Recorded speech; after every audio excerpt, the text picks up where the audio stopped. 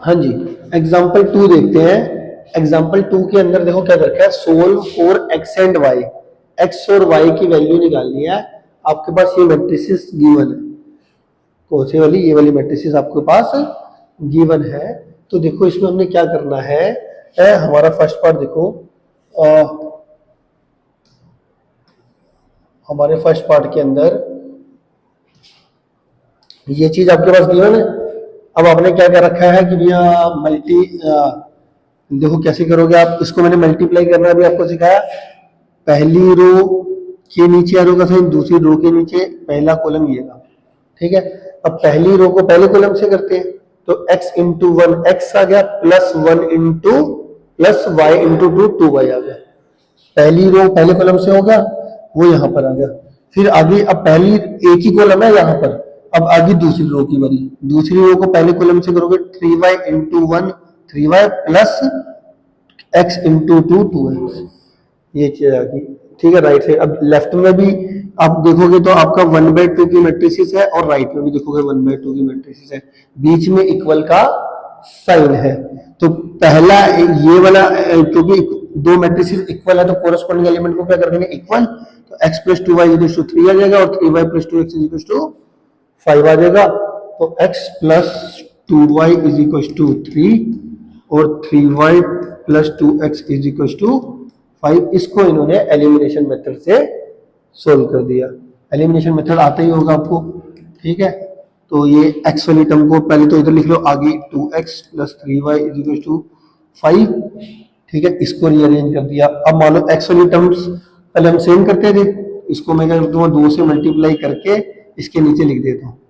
ये वाली को तो मैंने रीअरेंज करके लिख लिया ऐसे, इधर मैं टू से मल्टीप्लाई कर देता हूँ क्योंकि यहाँ पे भी टू एक्स है ना।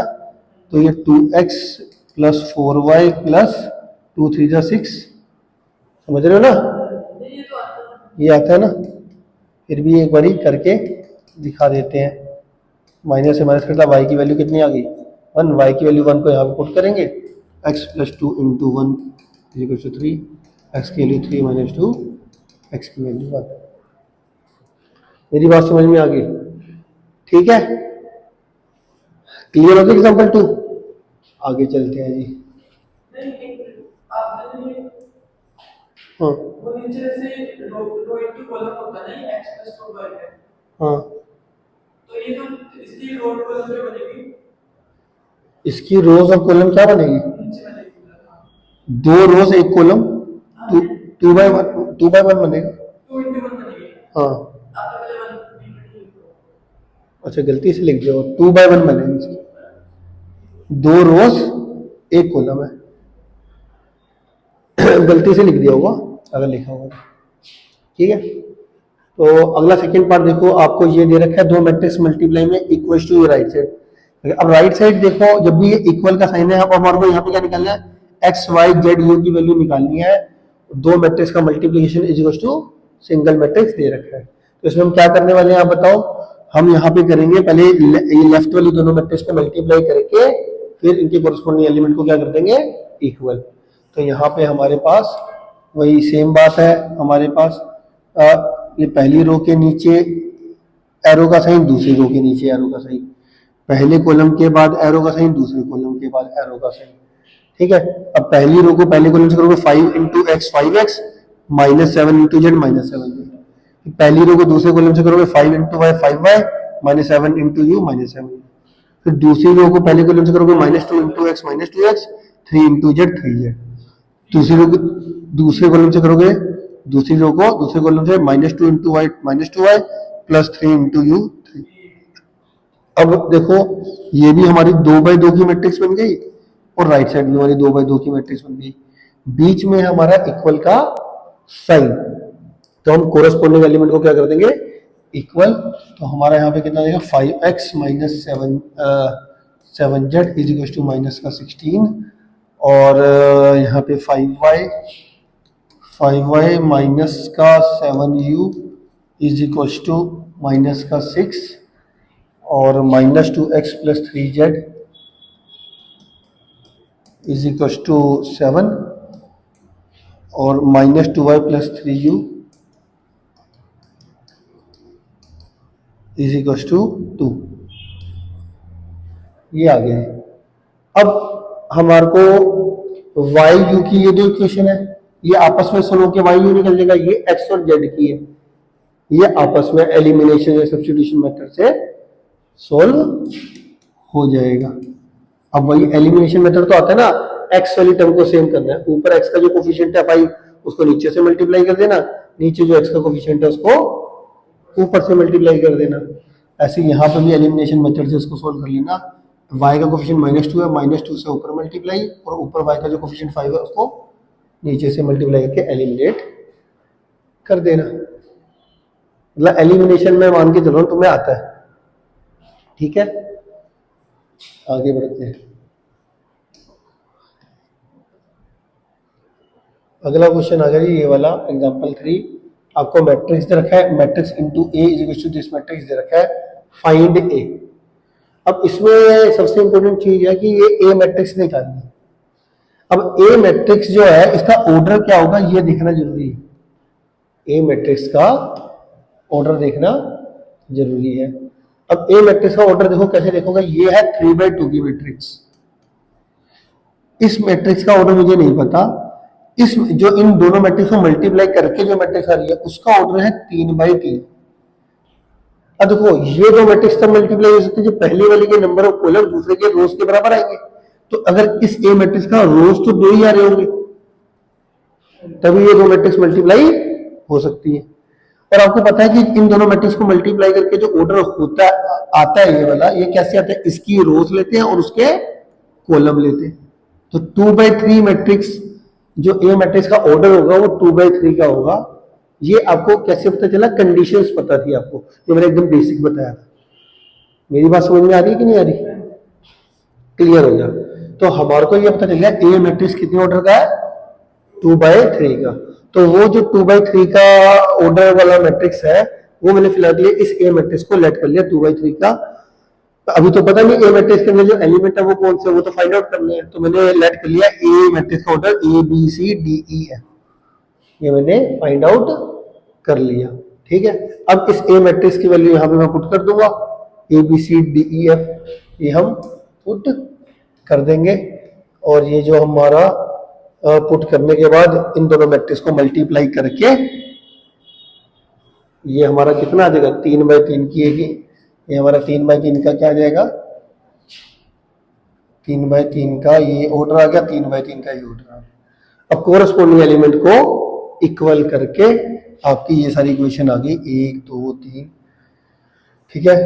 2a - d is equal to -1, 2b - c is equal to, ये पहला एलिमेंट पहले के बराबर कर दिया, दूसरा दूसरे के, तीसरा तीसरे के, चौथा चौथे के, पांचवा पांचवे के, छठा छठे के, सातवां सातवें के, आठवां आठवें के, और नौवां नौवें। इनको आपस में सोल्व करके आपकी ABCDEF की वैल्यू फाइंड आउट हो गई। इस ABCDEF की वैल्यू को आपने यहां पर पुट कर ए मैट्रिक्स निकाल ली, ठीक है। जो ABCDEF की वैल्यू आपकी ये आई है इसको कहां पे पुट करना है, यहां पे पुट करना है, और आपका आंसर आ जाएगा।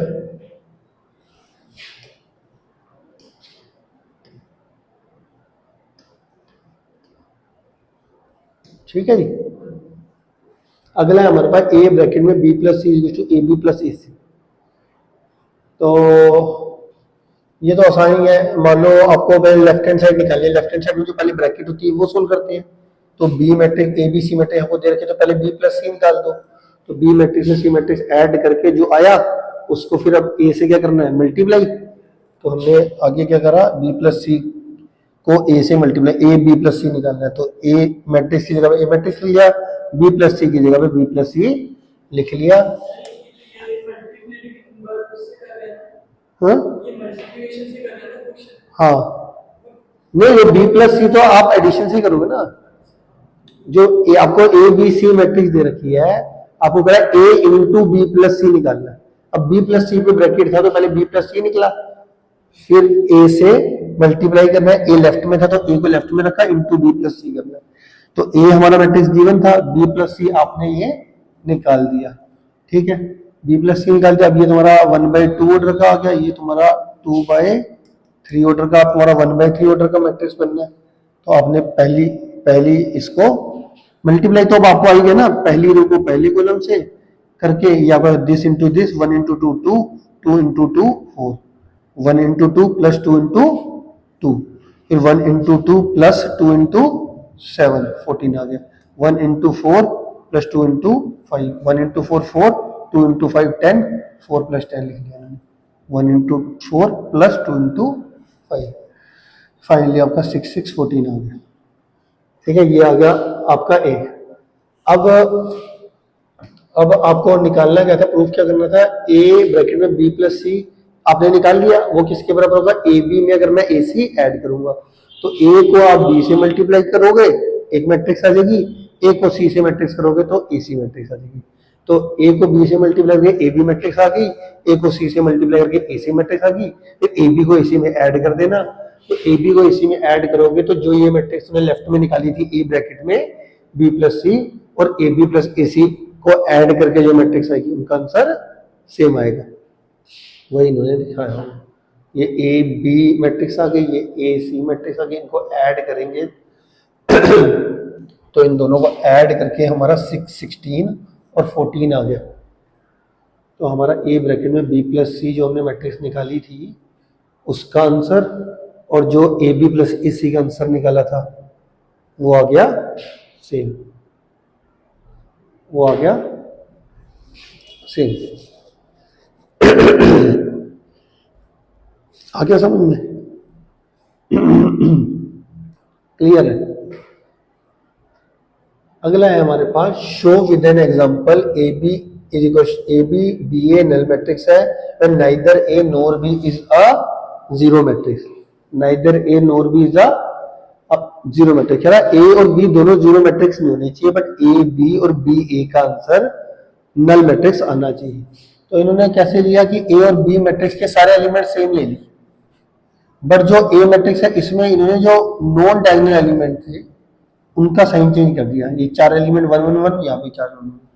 अगर हम ये नॉन डायगोनल एलिमेंट में सिर्फ साइन चेंज कर दिया, ये हमारा प्लस प्लस है, यहाँ पे मैंने माइनस माइनस ले लिया, तो जब हम इनको सोल्व करेंगे तो ए बी कर लो चाहे बी ए कर लो आपका नल ही आएगा।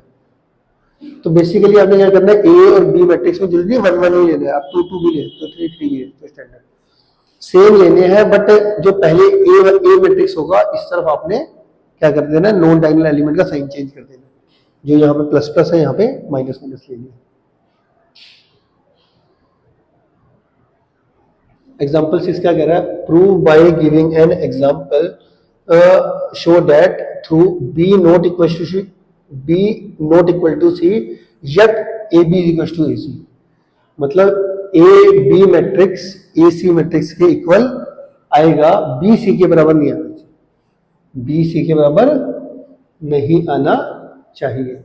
तो हमारा ए मैट्रिक्स है, ये बी ये सी, तो हमारा यहाँ पे ए बी और ए सी मैट्रिक्स आ गया। ठीक है, अब आपने इसमें एक ध्यान क्या रखना है कि अगर बी सी के बराबर नहीं होना चाहिए, ए बी ए सी के बराबर होना चाहिए। तो बी और सी मैट्रिक्स आपको इक्वल नहीं लेनी। तो देखो आपने बी मैट्रिक्स में क्या करा, बी मैट्रिक्स में डायगोनल में सेम एलिमेंट लिखे, नॉन डायगोनल में सेम लिखे, इस सी में अपोजिट कर देना, जो यहाँ पे आपने डायगोनल में लिखा था वो नॉन डायगोनल में लिख लिया, और जो यहाँ पे नॉन डायगोनल में था वो डायगोनल में लिया। ऐसे में देखो बी मैट्रिक्स की मैट्रिक्स आप इक्वल भी नहीं है, और जब आप अब ए मैट्रिक्स आपने क्या ली, कोई सा भी एक ऐसा एलिमेंट ले लो, कोई सा भी, चाहे 1 1 1 ले लो चाहे 2 2 ले लो, कोई सा भी ले लो। तो अब ए बी मतलब ए मैट्रिक्स आपने कैसे सिलेक्ट करनी है, कोई भी सिंगल एलिमेंट प्लेस कर देना सब, चाहे 1 1 1 ले लो चाहे 2 2 2 ले लो। 1 1 1 इसलिए लेते हैं क्योंकि हमारे को कैलकुलेशन इजी पड़ती है। ठीक है, तो ए मैट्रिक्स में तो आपने क्या करना है, सारे एग्जांपल सारे नंबर सेम लेने हैं। बी मैट्रिक्स सी मैट्रिक्स में क्या करना है, बी मैट्रिक्स में डायगोनल और नॉन डायगोनल एलिमेंट में सेम एलिमेंट रखने हैं। ठीक है, और सी मैट्रिक्स होगी बी सी के बराबर नहीं ले सकते थे, तो बी मैट्रिक्स में जो डायगोनल में था वो नॉन डायगोनल में कर देना, और जो नॉन डायगोनल में था उसको डायगोनल में कर देना। अब चाहे तुम ए बी और ए सी करोगे तो ए बी और ए सी का आंसर देखो सेम आ रहा है, बट बी मैट्रिक्स और सी मैट्रिक्स मैंने इक्वल नहीं ली थी। ये वाला क्वेश्चन बड़ा आता है, तो इसको थोड़ा ध्यान से, कोई बहुत बड़ी बात नहीं है, मगर फिर भी कैसे करते हैं इसको। ये 3 मैट्रिक्स आपको दे दी और ये है हमारा नल मैट्रिक्स, इसको जीरो मैट्रिक्स बोला करो, जीरो मत बोला करो, क्योंकि किसी भी मैट्रिक्स को मल्टीप्लाई करके आपका कोई नंबर तो नहीं आएगा ना, मैट्रिक्स ही आएगी ना। तो इन तीनों मैट्रिक्स को मल्टीप्लाई करके नल मैट्रिक्स नहीं आने वाला, जीरो मैट्रिक्स अपना नल मैट्रिक्स आएगा, जीरो नंबर नहीं आएगा। समझ रहे हो? तो कई बच्चे इसको जीरो पर बोलते हैं, जीरो मैट्रिक्स है। ठीक है, अब हमारे को x की वैल्यू फाइंड आउट करनी है। तो देखो इन्होंने क्या करा, सबसे पहले राइट वाली दो मैट्रिक्स को मल्टीप्लाई करा इन्होंने, राइट वाली दो मैट्रिक्स को मल्टीप्लाई करेंगे तो ये हमारा 3/3 की मैट्रिक्स है, ये हमारा 3/1 की मैट्रिक्स है। तो इन दोनों को जब मल्टीप्लाई करूंगा तो पहले तो मल्टीप्लाई हो सकता है, मल्टीप्लाई हो सकता है। और अब क्या आएगा, 3/1 मैट्रिक्स का ऑर्डर आने वाला है। इन दोनों मैट्रिक्स को मल्टीप्लाई करके जो मैट्रिक्स आएगी वो कौन सी ऑर्डर की आएगी, 3/1 की। तो कर लेते हैं जी। तो करने के बाद क्या आएगा हमारे पास, ये पहली रो के नीचे एरो, दूसरी रो के नीचे तीसरी रो, ये एक ही कॉलम है। तो पहली रो पहले कॉलम से मल्टीप्लाई होकर एक एलिमेंट आ जाएगा, फिर दूसरी रो पहले कॉलम से मल्टीप्लाई होकर इसके नीचे वाला एलिमेंट आ जाएगा, तीसरी रो पहले कॉलम से मल्टीप्लाई होकर एक और आ जाएगा। तो यहाँ पे हमारा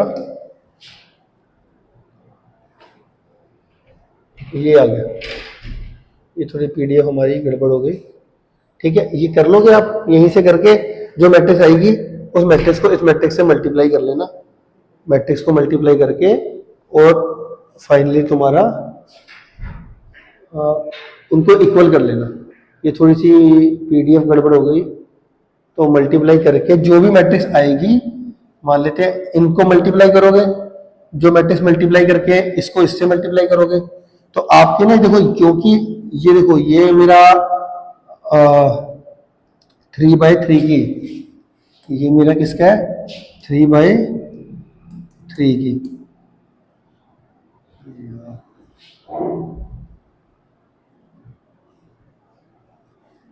ये मेरी 3/3 की है, ये मेरा 3/1 की है। ठीक है, इन दोनों मैट्रिक्स को मल्टीप्लाई करके क्या आने वाला है, 3/1 की मैट्रिक्स आएगी। अब ये कौन सी मैट्रिक्स की है, 1/3 की। इन दोनों को जब मल्टीप्लाई करो, इन दोनों को मल्टीप्लाई करके जो मैट्रिक्स आई वो 3/1 की आई ना। अब 3 रोज आएगी इसमें और 1 कॉलम आएगा इसमें, क्या क्या 1x1 1/3 की। तो अब इन दोनों को मल्टीप्लाई करके 1/1 का मैट्रिक्स बनना है। 1/1 का मतलब इस मैट्रिक्स में एक सिंगल एलिमेंट आएगा, प्लस प्लस प्लस करके। और ये जो जीरो मैट्रिक्स है इसको कैसे लिखोगे, मैट्रिक्स के अंदर सिर्फ जीरो का साइन पाओगे, तो ये भी 1/1 की बनेगी। इसको आप ऐसे लिखते हो, तो अंदर वाले एलिमेंट को अंदर वाले एलिमेंट के बराबर करना है, और आपका ये जो इक्वेशन आएगी अंदर सिंगल एलिमेंट आएगा, इसको जीरो के बराबर रख के आपकी x की वैल्यू निकल जाएगी। इसके अंदर जो आएगी इक्वेशन वो x में आएगी, और यहां पर क्या है जीरो, तो इसको जीरो के बराबर रख के आपकी x की वैल्यू निकल जाएगी। ठीक है, ऐसी एग्जांपल 8 है, ये भी आप कर सकते हो। आज के लिए एग्जांपल 8 तक काफी, एग्जांपल 8 तक करना है आपने एलिमेंट।